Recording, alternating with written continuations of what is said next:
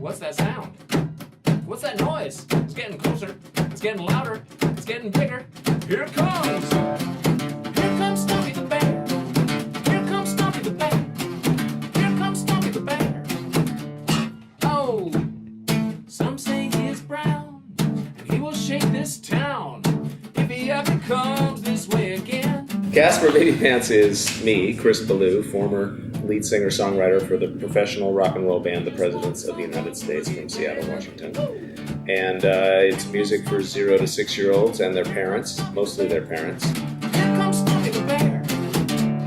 Oh, some say he's yellow, super duper mellow. It turns out, as I look back over my life, there's all these breadcrumbs, musical breadcrumbs, so to speak, that were trying to tell me that I was supposed to be doing this, making music for little kids. So as I go back and listen, I'm like, oh, that song I made 25 years ago was actually trying to be a Caspar Babypants song, but Caspar Babypants didn't exist, so I'm going to take that old song, dust it off, spruce it up. So that's a big way I find stuff. I make songs for the family who's, you know, say, stuck in the car in August in a 5-hour traffic jam leaving Yosemite National Park, and they're all hot, hungry, tired, they all have to pee, and they're mad at each other. So you should be able to put that in, and it should change the atmosphere. Be a big black bear with gigantic feet. Some say he's purple and likes to eat little people. So be careful if you two should meet. I just love anthropomorphizing things. I love to make things that are inanimate come alive with a little inner life. So, you know, I could write a song about a table. Timmy the table. Through the night, I think that he's coming our way.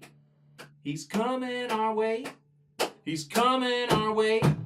He's coming our way. He's getting bigger. Coming our way. He's getting louder. Coming our way. He's getting closer. Coming our way. He's around the corner. Coming our way. Come on, Stompy! Oh yeah, these shows are like the punk rockiest punk rock shows ever, because these kids don't know that there's a prescribed way to interact. So they'll just come all the way up to me, and or they'll unplug my guitar from my amp. They'll stop the show to tell me things. That's one of the great ones. They'll be like, excuse me, and I'll finally have to stop and be like, yeah.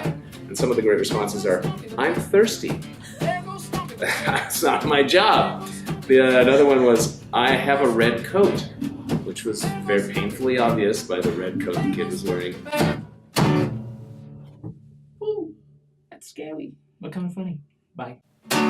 Don't get me started about Ballard. So when the Presidents were brand new, I lived in Ballard, and it was great, and I lived with my friends, and all those songs were born out of living in Ballard and having a beautiful life where friends would come over and we'd barbecue and hang out. A weird coincidence was that Lori Goldston, who was the cello player in the Black Cat Orchestra and also played with Nirvana, she was my neighbor. And so I'd written Lump and Peaches and maybe one other Dune Buggy or something, and I didn't have a way to record them, so I ran over and got Lori's 4-track and recorded them. So that's another Ballard, you know, she's a lifelong Ballardite. She was a Ballard. Red bear with gigantic feet. Some say he is red, lives at the foot of your bed, and wants to wake you up to play.